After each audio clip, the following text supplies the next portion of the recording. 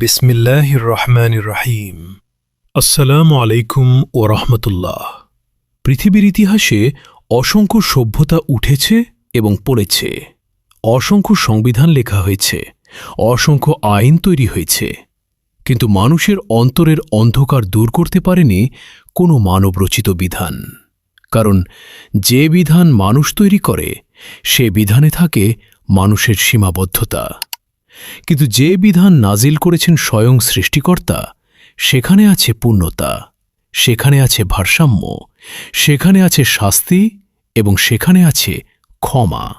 একই সাথে পবিত্র আল কোরআন এটি সেই কিতাব যাতে কোনো সন্দেহ নেই। এটি মুত্তাকীদের জন্য পথ প্রদর্শক। সর্বশক্তিমান মহান আল্লাহ তাআলা এই পবিত্র আল কোরআনকে নাজিল করেছেন মানবজাতির জন্য একটি পূর্ণাঙ্গ জীবনবিধান হিসেবে। এই কিতাব কেবল ধর্মীয় গ্রন্থ নয়, এটি এমন এক মহাজাগতিক সংবিধান যেখানে মানব জীবনের প্রতিটি সমস্যার সমাধান, প্রতিটি প্রশ্নের উত্তর এবং পরম শান্তির পথ বাতলে দেওয়া হয়েছে। মানুষ যখন ন্যায় অন্যায়, সত্য মিথ্যা এবং অধিকার ও অপরাধের মাঝে হারিয়ে যায়, তখন আল কোরআনের প্রতিটি শব্দ মানুষের হৃদয়ে এক নতুন আলোর সঞ্চার করে। আজ আমরা এই পবিত্র কিতাবের আলোকে এমন একটি বিষয় নিয়ে আলোকপাত করব যা মানুষের সমাজ ও ব্যক্তিগত জীবনে অত্যন্ত সংবেদনশীল এবং গুরুত্বপূর্ণ। সামাজিক বিশৃঙ্খলা সৃষ্টির অন্যতম প্রধান কারণ হল অন্যের সম্পদে অন্যায় হস্তক্ষেপ, চুরি। কিন্তু প্রশ্ন জাগে, পবিত্র আল কোরআন কি কেবল কঠোর শাস্তির বিধান দিয়ে এই সমস্যা সমাধান করতে চায়, নাকি এর গভীরে লুকিয়ে আছে এমন কোনো করুণাময় দর্শন যা অপরাধীকে ধ্বংসের দ্বারপ্রান্ত থেকে ফিরিয়ে এনে আবার নতুন করে বাঁচার সুযোগ দেয়? আমরা পবিত্র আল কোরআন থেকে সরাসরি পর্যবেক্ষণ করব চুরির মতো অপরাধের জন্যে আল্লাহর নির্ধারিত সেই কঠোর দণ্ডবিধি কি যা সমাজকে সুরক্ষার দেয়াল দেয়, এবং একই সাথে আমরা দেখব সেই রবের অসীম দয়ার স্বরূপ যিনি অপরাধীর তওবা কবুল করে তাকে পুনরায় ক্ষমা ও আলোর পথে ফিরিয়ে নিতে সব সময় প্রস্তুত। শাস্তির প্রজ্ঞা এবং ক্ষমার রহমত, এই দুইয়ের ভারসাম্যপূর্ণ এক গভীর বিশ্লেষণের পথে আজকের এই যাত্রা। মানুষ মাত্রই ভুল করে, মানুষ মাত্রই কখনো না কখনো পথ হারায়, কিন্তু এই পথ হারানো মানুষের জন্যে আল্লাহ তাআলার দরজা কি বন্ধ হয়ে যায়? পবিত্র আল কোরআন এই প্রশ্নের উত্তর দিয়েছে অত্যন্ত স্পষ্টভাবে। আল্লাহ তাআলা তার বান্দাদের উদ্দেশ্যে ঘোষণা করেছেন এমন এক বাণী যা মানুষের হৃদয়ে আশার আলো জ্বালিয়ে দেয়। বলো, হে আমার বান্দাগণ, যারা নিজেদের উপর বাড়াবাড়ি করেছ, তোমরা আল্লাহর রহমত থেকে নিরাশ হয়ো না। আল্লাহ সমস্ত গুনাহ ক্ষমা করে দেবেন, তিনি অতি ক্ষমাশীল, অতি দয়ালু। সূরা আজ-জুমার সূরা নম্বর ৩৯, আয়াত নম্বর ৫৩। এই আয়াতটি লক্ষ্য করুন। আল্লাহ তাআলা বলছেন না যে শুধু ছোট গুনাহ ক্ষমা করা হবে, তিনি বলছেন সমস্ত গুনাহ। অর্থাৎ যে মানুষটি জীবনে বারবার ভুল করেছে, বারবার পথ হারিয়েছে, অন্যের অধিকার নষ্ট করেছে, সেও যদি সত্যিকারের অনুশোচনা নিয়ে আল্লাহর দিকে ফিরে আসে, তাহলে আল্লাহ তাআলা তাকে ক্ষমা করার ঘোষণা দিচ্ছেন। এটি কোনো সাধারণ কথা নয়, এটি সৃষ্টিকর্তার পক্ষ থেকে তার বান্দার প্রতি এক অসীম দয়ার স্বীকারোক্তি। যে ব্যক্তি অসৎ কাজ করে কিংবা নিজের আত্মার প্রতি জুলুম করে অতঃপর আল্লাহ হতে ক্ষমা ভিক্ষে করে, সে আল্লাহকে অতি ক্ষমাশীল, পরম দয়ালু পাবে। সূরা আন-নিসা সূরা নম্বর ৪, আয়াত নম্বর ১১০। এই আয়াতে আল্লাহ তাআলা দুটি বিষয় উল্লেখ করেছেন। প্রথমত, যে ব্যক্তি অসৎ কাজ করেছে। দ্বিতীয়ত, যে ব্যক্তি নিজের আত্মার প্রতি নিজেই জুলুম করেছে। অর্থাৎ পাপ কাজ কেবল অন্যের ক্ষতি করে না, প্রতিটি পাপ সবার আগে পাপকারীর নিজের আত্মাকে ক্ষতিগ্রস্ত করে। কিন্তু এই ক্ষতিগ্রস্ত আত্মার জন্য আল্লাহর দরজা খোলা। শুধু প্রয়োজন একটাই, সত্যিকারের ক্ষমা প্রার্থনা। নিশ্চয়ই যারা অজ্ঞতাবশত মন্দ কাজ করে বসে তৎপর সত্বর তাওবাহ করে, এরাই তারা যাদের তাওবাহা আল্লাহ কবুল করেন। আল্লাহ মহাজ্ঞানী, মহাবিজ্ঞানী। সূরা আন-নিসা সূরা নম্বর 4 আয়াত নম্বর 17। এখানে আল্লাহ তাআলা তওবা কবুলের একটি গুরুত্বপূর্ণ শর্ত উল্লেখ করেছেন, সত্বর তওবা করা, অর্থাৎ ভুল হওয়ার পর দেরি না করে দ্রুত আল্লাহর দিকে ফিরে আসা। মানুষ কখনো কখনো ভাবে, পাপ করে ফেলেছি, এখন আর কি হবে? কিন্তু আল্লাহ তাআলা বলছেন, না, এখনও সময় আছে, এখনও পথ আছে, দ্রুত ফিরে এসো। এমন লোকেদের তাওবা নিষ্ফল যারা গুনাহ করতেই থাকে, অতঃপর মৃত্যুর মুখোমুখি হলে বলে, আমি এখন তওবা করছি, এবং তওবা তাদের জন্যও নয় যাদের মৃত্যু হয় কাফির অবস্থায়। এরাই তারা যাদের জন্য ভয়াবহ শাস্তির ব্যবস্থা করে রেখেছি। সূরা আন-নিসা সূরা নম্বর 4 আয়াত নম্বর 18। পূর্বের আয়াতে ছিল আশার বাণী। এই আয়াতে আল্লাহ তাআলা একটি গুরুতর সতর্কবার্তা দিচ্ছেন। যে মানুষ পাপের মধ্যে ডুবে থাকে এবং মৃত্যুর দরজায় দাঁড়িয়ে তওবা করতে চায়, সেই তওবা আর গ্রহণযোগ্য নয়। এটি আমাদের বলে দেয় যে ক্ষমার দরজা সর্বদা খোলা, কিন্তু সেই দরজায় প্রবেশের একটি নির্দিষ্ট সময় আছে। সেই সময় পার হয়ে গেলে আর ফেরার পথ নেই। ওহে যারা ঈমান এনেছ, তোমরা আল্লাহর কাছে তওবা করো, আন্তরিক তওবা। সম্ভবত তোমাদের প্রতিপালক তোমাদের মন্দ কাজগুলোকে তোমাদের থেকে মুছে দিবেন, আর তোমাদেরকে দাখিল করবেন জান্নাতে, যার তলদেশ দিয়ে বয়ে চলেছে ঝর্ণাধারা। সেদিন আল্লাহ নবীকে আর তার সঙ্গে যারা ঈমান এনেছিল তাদেরকে লজ্জিত করবেন না। সেদিনের ভয়াবহ অন্ধকার থেকে মুমিনদের রক্ষার ব্যবস্থা হিসেবে তাদের নূর দৌড়াতে থাকবে তাদের সামনে আর তাদের ডান পাশে। তারা বলবে, হে আমাদের প্রতিপালক, আমাদের নূরকে আমাদের জন্য পরিপূর্ণ করে দাও আর আমাদেরকে ক্ষমা করো, তুমি সব কিছুর উপর ক্ষমতাবান। সূরা আত-তাহরিম সূরা নম্বর 66 আয়াত নম্বর 8। এই আয়াতে একটি বিশেষ শব্দ লক্ষণীয়, আন্তরিক তওবা। কেবল মুখে বলা নয়, কেবল অভ্যাসের মতো বলা নয়, আন্তরিক তওবা, যা হৃদয়ের গভীর থেকে আসে, যা সত্যিকারের অনুশোচনা থেকে জন্ম নেয়, যা ভবিষ্যতে সেই পথে না যাওয়ার দৃঢ় সংকল্প বহন করে। এই ধরনের তওবার পুরস্কার হিসেবে আল্লাহ তাআলা বলছেন, পূর্বের সমস্ত পাপ মুছে দেওয়া হবে এবং জান্নাতের পথ খুলে দেওয়া হবে। যারা কোনো পাপ কাজ করে ফেললে কিংবা নিজেদের প্রতি জুলুম করলে আল্লাহকে স্মরণ করে এবং নিজেদের পাপের জন্য ক্ষমা প্রার্থনা করে এবং আল্লাহ ব্যতীত গুনাহসমূহের ক্ষমাকারী কেই বা আছে, এবং তারা জেনে শুনে নিজেদের পাপ কাজের পুনরাবৃত্তি করে না। সূরা আল ইমরান সূরা নম্বর 3 আয়াত নম্বর 135। এই আয়াতটি তওবার একটি পরিপূর্ণ চিত্র তুলে ধরে। প্রথমত, পাপ হওয়ার সাথে সাথে আল্লাহকে স্মরণ করা। দ্বিতীয়ত, ক্ষমা চাওয়া। তৃতীয়ত, এবং এটি সবচেয়ে গুরুত্বপূর্ণ, সেই পাপের পুনরাবৃত্তি না করা। এই তিনটি বৈশিষ্ট্য যার মধ্যে আছে, আল কোরআন তাকে উত্তম মানুষ বলে চিহ্নিত করেছে। এটা শিক্ষা দেয় যে তোমরা তোমাদের প্রতিপালকের নিকট ক্ষমা চাও আর অনুশোচনা ভরে তাঁর দিকেই ফিরে এসো। তাহলে তিনি একটা নির্দিষ্ট কাল পর্যন্ত তোমাদেরকে উত্তম জীবন সামগ্রী ভোগ করতে দিবেন, আর অনুগ্রহ লাভের যোগ্য প্রত্যেক ব্যক্তিকে তিনি তার অনুগ্রহ দানে ধন্য করবেন। আর যদি তোমরা মুখ ফিরিয়ে নাও, তাহলে আমি তোমাদের উপর বড় এক কঠিন দিনের আযাবের আশঙ্কা করছি। সূরা হুদ সূরা নম্বর 11 আয়াত নম্বর 3। এই আয়াতে আল্লাহ তাআলা ক্ষমার পথের সাথে একটি বড় প্রতিশ্রুতি দিচ্ছেন। দুনিয়াতেও উত্তম জীবন, অর্থাৎ তওবা ও ক্ষমা প্রার্থনার ফল শুধু পরকালে নয়, এই দুনিয়াতেও পাওয়া যায়।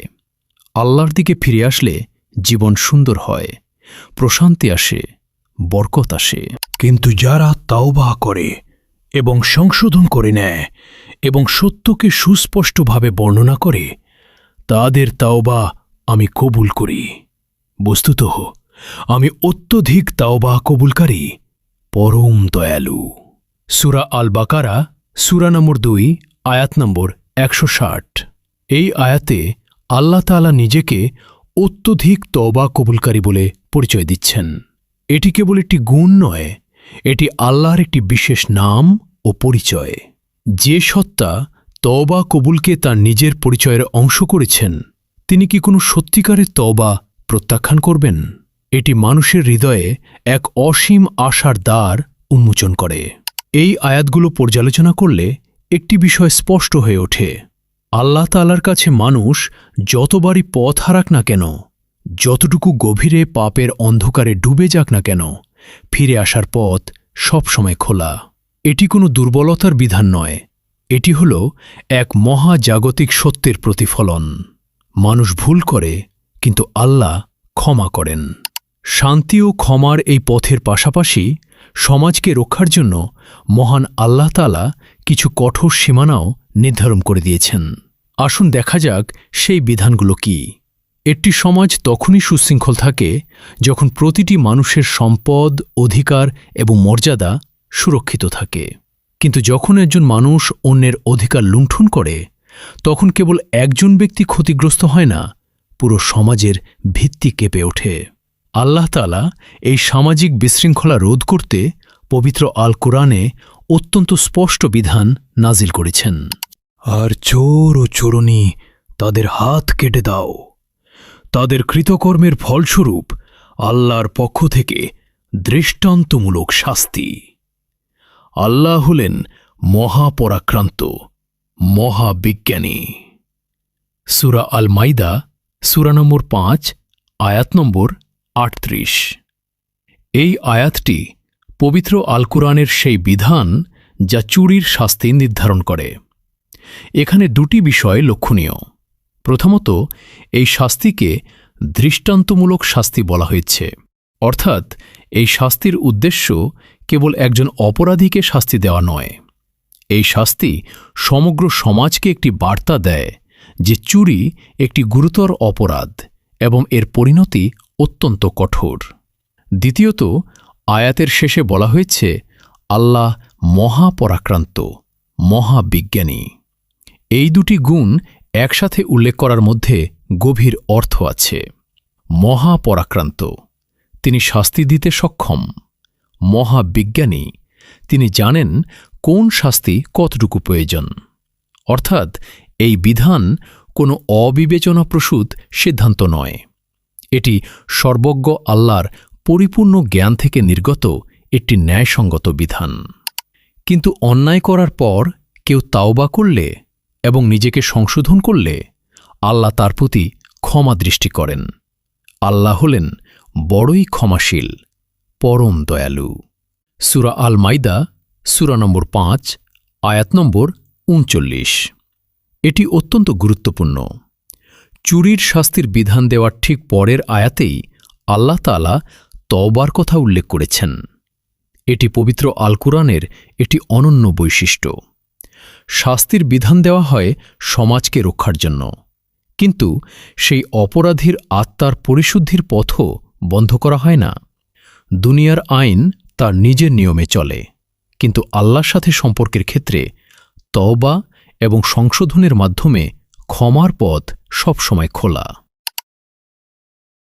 হে ঈমানদারগণ, তোমরা অন্যায়ভাবে একে অন্যের সম্পদ গ্রাস করো না, তবে পারস্পরিক সম্মতিতে ব্যবসায় বৈধ এবং নিজেদের ধ্বংস ডেকে এনো না, কিংবা তোমরা পরস্পরকে হত্যা করো না। নিশ্চয় আল্লাহ তোমাদের প্রতি কৃপাময়। সূরা আন-নিসা, সূরা নম্বর 4, আয়াত নম্বর 29। এই আয়াতে আল্লাহ তাআলা সরাসরি মুমিনদের উদ্দেশ্যে নির্দেশনা দিচ্ছেন। লক্ষ্য করুন, অন্যায়ভাবে একে অন্যের সম্পদ গ্রাস করো না। এখানে শুধু চুরির কথা নয়, অন্যায়ভাবে সম্পদ গ্রাস করার যে কোনো পথই এই নির্দেশের আওতায় পড়ে। এবং এই আয়াতে একটি গভীর কথা বলা হয়েছে। অন্যের সম্পদ অন্যায়ভাবে নেওয়া আসলে নিজের ধ্বংস ডেকে আনা। অর্থাৎ যেভাবে অন্যের সম্পদ নিয়ে সে লাভবান হবে, সে আসলে নিজের ক্ষতি করছে। আর তোমরা অন্যায়ভাবে পরস্পরের মাল গ্রাস করো না, এবং জানা সত্ত্বেও অসৎ উপায়ে লোকের মাল গ্রাস করার উদ্দেশ্যে তা বিচারকের নিকট নিয়ে যেও না। সূরা আল বাকারা, সূরা নম্বর 2, আয়াত নম্বর 188। এই আয়াতটি একটি বিশেষ দিক নির্দেশ করে। কেউ কেউ মনে করে আইনের ফাঁক ফোকর দিয়ে যদি অন্যের সম্পদ নেওয়া যায় তাহলে সেটি বৈধ। কিন্তু আল কোরআন বলছে না, জানা সত্ত্বেও যদি কেউ অসৎ উপায়ে অন্যের সম্পদ গ্রাস করে তাহলে সেটি আল্লাহর কাছে অপরাধ। মানুষের আদালতে হয়তো পার পাওয়া যায়, কিন্তু আল্লাহর আদালতে নয়। দুর্ভোগ ঠকবাজদের জন্য, যারা মাপে বা ওজনে কম দেয়, যারা লোকের কাছ থেকে মেপে নেয়ার সময় পুরা মাত্রায় নেয়, আর যখন তাদেরকে মেপে দেয় বা ওজন করে দেয় তখন কম দেয়। সূরা আল মুতাফিফিন, সূরা নম্বর 83, আয়াত নম্বর 1 থেকে 3। এই আয়াতগুলো অত্যন্ত তাৎপর্যপূর্ণ। সরাসরি চুরি ছাড়াও অন্যায়ভাবে সম্পদ নেয়ার আরেকটি পথ হল প্রতারণা। ওজনে কম দেওয়া, মাপে কম দেওয়া, এটি একটি সূক্ষ্ম চুরি। যে ব্যক্তি প্রকাশ্যে চুরি করে না কিন্তু প্রতিদিন একটু একটু করে মানুষকে ঠকায়, আল্লাহ তাআলা তার জন্য দুর্ভোগ ঘোষণা করেছেন। এই দুর্ভোগ কেবল পরকালে নয়, এর ছায়া দুনিয়াতেও পড়ে। যারা ইয়াতীমদের মাল অন্যায়ভাবে গ্রাস করে, তারা তো নিজেদের পেটে কেবল অগ্নি ভক্ষণ করে, তারা শীঘ্রই জ্বলন্ত আগুনই জ্বলবে। সূরা আন-নিসা, সূরা নম্বর 4, আয়াত নম্বর 10। এই আয়াতটি সবচেয়ে কঠোর সতর্কবার্তাগুলোর একটি। যারা সমাজের সবচেয়ে দুর্বল অংশ, এতিম শিশুদের, তাদের সম্পদ অন্যায়ভাবে গ্রহণ করে, তাদের জন্য আল্লাহ তাআলা একটি ভয়াবহ চিত্র এঁকেছেন। তারা আসলে তাদের পেটে আগুন ভরছে। এই আয়াত মানুষকে বোঝায়, অন্যায়ভাবে নেওয়া সম্পদ বাহ্যত খাদ্য মনে হলেও আসলে তা একটি অদৃশ্য আগুন, যা শেষ পর্যন্ত তাকেই পুড়িয়ে দেবে। এই আয়াতগুলো একত্রে একটি সমন্বিত বার্তা দেয়। চুরি, প্রতারণা, অন্যের সম্পদে অন্যায় হস্তক্ষেপ, এগুলো কেবল আইনি অপরাধ নয়, এগুলো এমন কাজ যা একজন মানুষের আত্মাকে, তার পারিবারিক ও সামাজিক জীবনকে এবং তার পরকালকে ধ্বংস করে দেয়। আল্লাহ তাআলার এই বিধান মানুষকে ভয় দেখানোর জন্য নয়, এটি মানুষকে সুরক্ষিত রাখার জন্য। দুনিয়ার প্রতিটি মুহূর্ত একটি পরীক্ষা, প্রতিটি সিদ্ধান্ত একটি বিনিয়োগ, যা কোনো না কোনো দিন ফেরত আসবে। মানুষ মনে করে যা লুকিয়ে করা হয়েছে তা হয়তো আর কেউ জানবে না, কিন্তু পবিত্র আল কুরআন এই ধারণাকে সম্পূর্ণভাবে ভেঙে দেয়। অতএব কেউ অনুপরিমাণও সৎ কাজ করলে সে তা দেখবে, আর কেউ অনুপরিমাণও অসৎ কাজ করলে সেও তা দেখবে। সূরা আজ-জিলজাল, সূরা নম্বর 99, আয়াত নম্বর 7 থেকে 8। এই দুটি আয়াত সংক্ষিপ্ত কিন্তু অত্যন্ত গভীর। অনুপরিমাণ, পৃথিবীর সবচেয়ে ক্ষুদ্র পরিমাপও আল্লাহর কাছে অনুপস্থিত নয়। যে চুরি কেউ দেখেনি, যে প্রতারণা সমাজে ধরা পড়েনি, যে অন্যায় যা মানুষের চোখ এড়িয়ে গেছে, তার প্রতিটি অনুপরমাণু রেকর্ড হয়ে আছে আল্লাহর কাছে, এবং সেদিন তার মুখোমুখি হতে হবে। তোমরা সেদিনের ভয় করো, যেদিন তোমাদেরকে আল্লাহর দিকে ফিরিয়ে নেওয়া হবে। অতঃপর প্রত্যেক লোককে তার কৃতকর্মের বিনিময় দেয়া হবে, এবং তারা কিছুমাত্র অত্যাচারিত হবে না। সূরা আল বাকারা, সূরা নম্বর 2, আয়াত নম্বর 281। এই আয়াতে আল্লাহ তাআলা বলছেন, সেদিন কেউ অত্যাচারিত হবে না, অর্থাৎ যে অপরাধী সে তার প্রাপ্য পাবে। যে নির্দোষ সে তার ন্যায্য পুরস্কার পাবে। দুনিয়ায় অনেক সময় অপরাধী পার পেয়ে যায়, নির্দোষ মানুষ কষ্ট পায়, কিন্তু সেদিনের বিচারে কোনো ভুল হবে না, কোনো অন্যায় হবে না। আল্লাহ অনুপরিমাণও জুলুম করেন না। আর কোনো পুণ্য কাজ হলে তাকে তিনি দ্বিগুণ করেন এবং নিজের নিকট হতেও বিরাট পুরস্কার দান করেন। সূরা আন-নিসা, সূরা নম্বর 4, আয়াত নম্বর 40। এখানে একটি বিস্ময়কর বিষয় উঠে আসে। আল্লাহ তাআলা শুধু ন্যায় বিচারকই নন, তিনি উদার। পাপের শাস্তি তার সমপরিমাণ, কিন্তু পুণ্যের পুরস্কার দ্বিগুণ বা তারও বেশি। এটি আল্লাহর ন্যায় বিচার ও দয়ার মধ্যে একটি অসাধারণ ভারসাম্য। আর আমাল নামা হাজির করা হবে, আর তাতে যা লেখে রাখা আছে তার কারণে তুমি অপরাধী লোকদেরকে দেখতে পাবে ভীত, আতঙ্কিত।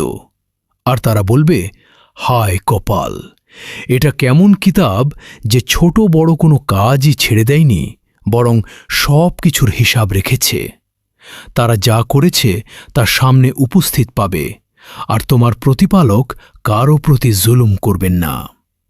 সূরা আল কাহফ, সূরা নম্বর 18, আয়াত নম্বর 49। এই আয়াতটি পরকালের একটি দৃশ্য তুলে ধরে। সেদিন প্রতিটি মানুষের সামনে তার আমলনামা উপস্থিত করা হবে। সে আমলনামায় কোনো কিছু বাদ যায়নি। ছোট গুনাহ, বড় গুনাহ সব লিপিবদ্ধ। সেদিন অপরাধীরা আতঙ্কিত হবে এই দেখে যে তারা মনে করেছিল তাদের কাজ কেউ দেখেনি, কিন্তু সব কিছু রেকর্ড হয়ে আছে। অবশ্যই তোমাদের উপর নিযুক্ত আছে তত্ত্বাবধায়কগণ, সম্মানিত লেখকগণ, যারা লিপিবদ্ধ করছে তোমাদের কার্যকলাপ। তারা জানে তোমরা যা করো। সূরা আল ইনফিতার, সূরা নম্বর 82, আয়াত নম্বর 10 থেকে 12। এই আয়াতগুলো জানিয়ে দিচ্ছে মানুষ একা নয়। প্রতিটি মানুষের সাথে সম্মানিত লেখক ফেরেশতারা নিযুক্ত আছেন, যারা প্রতিটি কাজ লিপিবদ্ধ করে রাখছেন। যে চুরি রাতের অন্ধকারে করা হয়েছে, যে প্রতারণা মানুষের অগোচরে করা হয়েছে, সব কিছু তাদের কাছে স্পষ্ট। তোমরা কি ভেবেছিলে যে আমি তোমাদেরকে তামাশার বস্তু হিসেবে সৃষ্টি করেছি, আর তোমাদেরকে আমার কাছে ফিরিয়ে আনা হবে না? সুউচ্চ মহান আল্লাহ, যিনি প্রকৃত মালিক, তিনি ছাড়া সত্যিকারের কোনো ইলাহ নেই, সম্মানিত আরশের অধিপতি।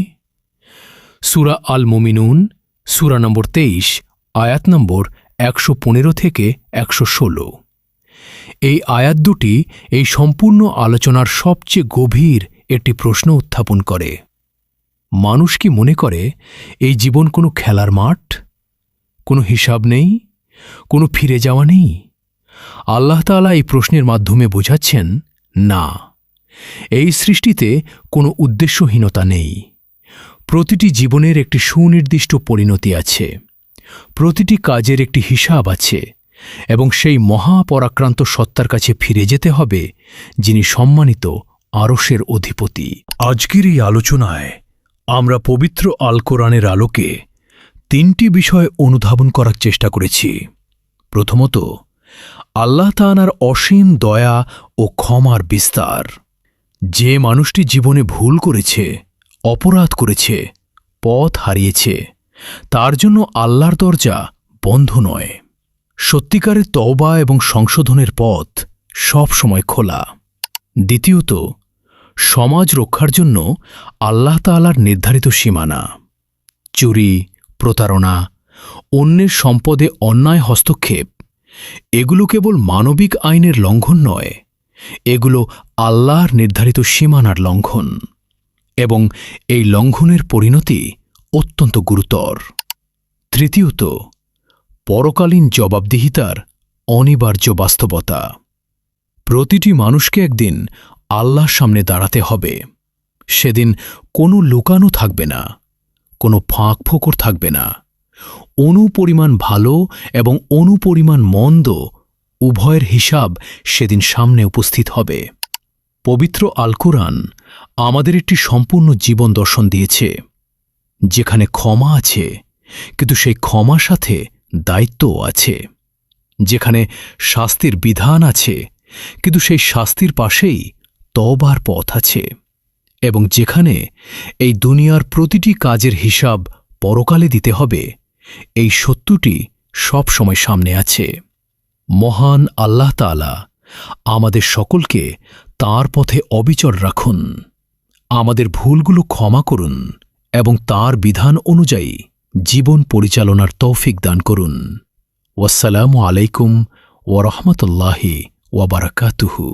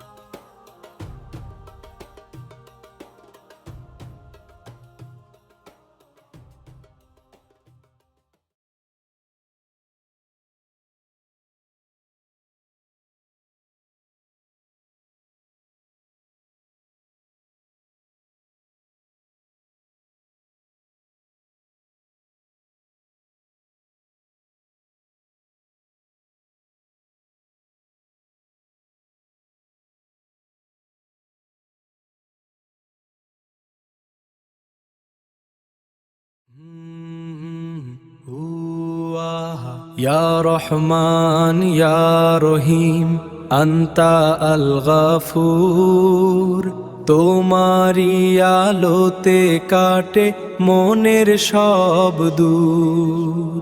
ক্ষমা করো হে আল্লাহ এই দুর্বল বান্দায়, শান্তি দাও এই মনে তোমারি।